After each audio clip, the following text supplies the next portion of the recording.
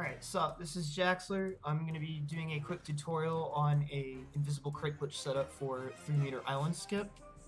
So what this is normally used for, normally in the current route, what most people do is they grab this metal crate over here and use it to make it as a platform to get into that tube, and then do 2-frame slide jumps like you do at the beginning of Bubble Blowing Baby Hunt to reach the top of the token.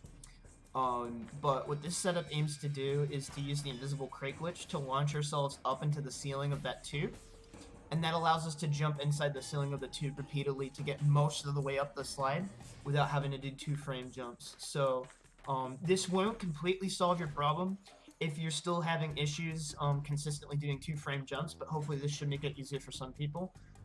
This might also be more helpful for people who are having like wrist or RSI issues. Who tend to have problems with doing slide jumps all the time. So here's how we set this up. So you're going to want to start by grabbing the crate. So just space yourself until you see the arrow, and then just hit R1, don't mash it, or else you'll go through the door. Now, I've already gone ahead and killed the spitter over there just for convenience's sake, but usually he doesn't bother you. What I do is I look for these 2 bits of seaweed, stand right in front of them, and then I'm going to do 1 charge throw straight perpendicular into the wall. So Patrick is kind of facing the wall almost parallel, and so I'm just going to throw it right at the wall head on. And then as I do this, what I'm going to do is I'm going to pan the camera to the right, and as you see the invisible crate, you'll see these like bubble effects move around. That's the invisible crate getting bounced off the wall into wherever it's going to end up landing. Basically what's happening is when you charge throw point blank like this, it's blowing up the crate, but it's also acting like you just threw it close to a wall and it just kind of bounces off.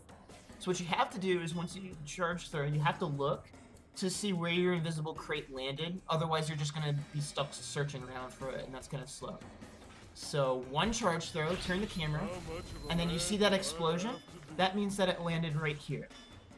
And now, if I walk over here, you'll see there's this, like, sort of thing preventing me from moving forward. That's the invisible crate hitbox. So now, if I jump on top of it, you'll see I kind of just slide off of it just like that. Now, what you want to do to get the invisible crate boost is right at the end where you see Patrick start to slope upwards and gain that height. You want to input a max height jump. So it looks something like this.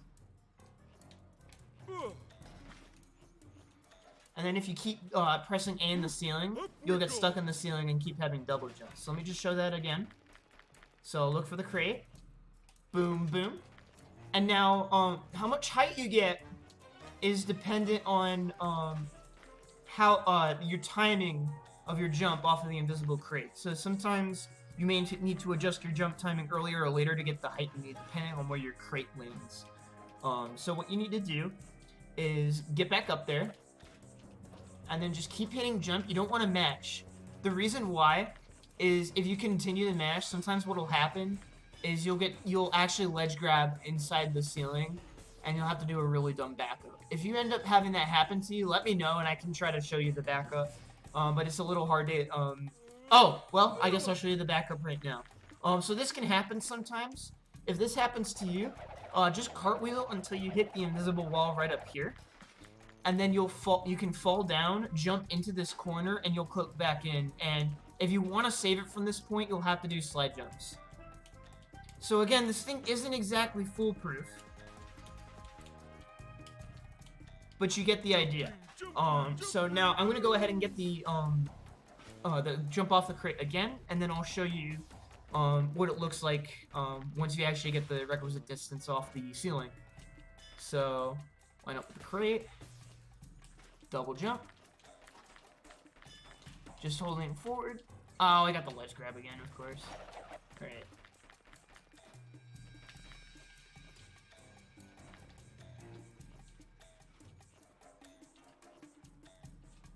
There we go. Alright. So something I'll also do, I didn't want to, like, obliterate your senses, is you can do jump cartwheels like you kind of do with Patrick Out of Bounds and Blanktopolis. So let me just get back up there again. So it's kind of like this. This can also help you avoid getting ledge drags. So as you start to come up to that bit right there, where the ceiling starts to slope up, you won't be able to jump off the ceiling anymore. So that's when you cut yourself off and start doing slide jumps. If you space it properly, you can get an extended cartwheel right there and only have to do one slide jump. And when you practice enough, it can be more of a timing thing rather than a reaction thing. So I'm going to try to show this at full speed instead of trying to explain it. Okay, that wasn't enough height. Probably jumped early there.